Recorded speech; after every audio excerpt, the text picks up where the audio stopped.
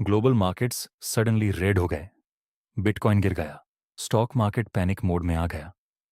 लेकिन सवाल यह है, क्या ईरान इजराइल वॉर से फाइनेंशियल मार्केट्स क्रैश होने वाले हैं? और सबसे इंपॉर्टेंट, क्या ये सिर्फ बिगिनिंग है?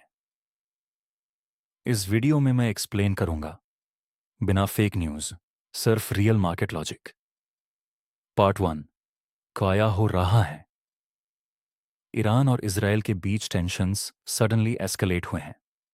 जब भी मिडल ईस्ट में कॉन्फ्लिक्ट बढ़ता है, ग्लोबल मार्केट्स इमीडिएटली रिएक्ट करते हैं, क्योंकि वर्ल्ड ऑयल सप्लाई का बड़ा हिस्सा इसी रीजन से आता है।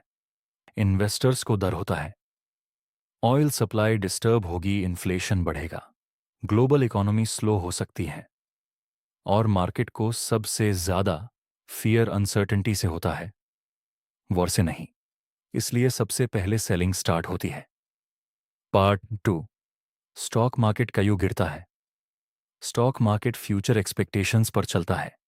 वॉर का मतलब कंपनीज का cost increase, fuel expensive, consumer spending slow, result big investors risky assets sell कर देते हैं, मनी शिफ्ट होता है स्टॉक से गोल्ड, ग्रोथ एसेट्स से कैश एंड डॉलर। इसी रीजन से ग्लोबल इंडिसेस प्रेशर में आ जाते हैं।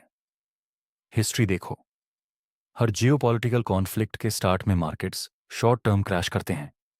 लेकिन इंटरेस्टिंग बात यह है, क्रैश यूजुअली फियर की वजह से होता है, फंडामेंटल्स की वजह से नहीं।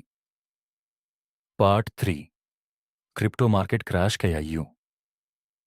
क्रिप्टो को लोग डिजिटल गोल्ड बोलते हैं, लेकिन रियलिटी में क्रिप्टो अभी भी रिस्क एसेट है। जब पैनिक आता है, ट्रेडर्स सबसे पहले क्रिप्टो सेल करते हैं, क्योंकि क्रिप्टो 24/7 ट्रेड होता है।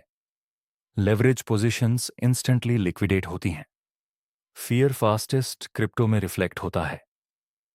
इसलिए वॉर न्यूज आते ही बिटकॉइन शार्प डंप करता है और बिलियंस डॉलर्स लिक्विडेशंस हो जाती हैं। ये नॉर्मल रिएक्शन है, सिस्टम फेलियर नहीं। पार्ट 4, मार्केट का सीक्रेट पैटर्न। हर वॉर न्यूज में मार्केट 3 फेजेस फॉलो करता है। फेज 1, पैनिक न्यूज आती है, crash. Phase 2, adjustment, market situation को प्राइस इन करता है। Phase 3, recovery. अगर फुल वर्ल्ड वॉर नहीं होती, देन मार्केट स्लोली रिकवर करता है।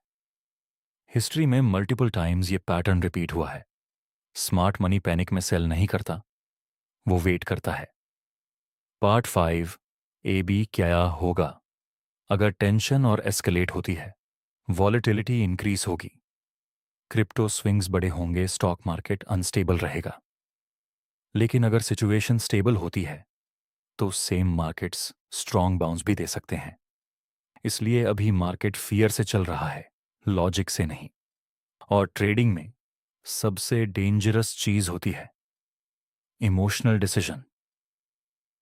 वॉर हेडलाइंस टेम्पररी होती हैं, लेकिन मार्केट अपॉर्चुनिटीज परमानेंट होती हैं। अगर तुम ट्रेडिंग और मार्केट साइकोलॉजी समझना चाहते हो, चैनल सब्सक्राइब करो, क्योंकि यहां फेक हाइप नहीं, रियल मार्केट लॉजिक मिलता है।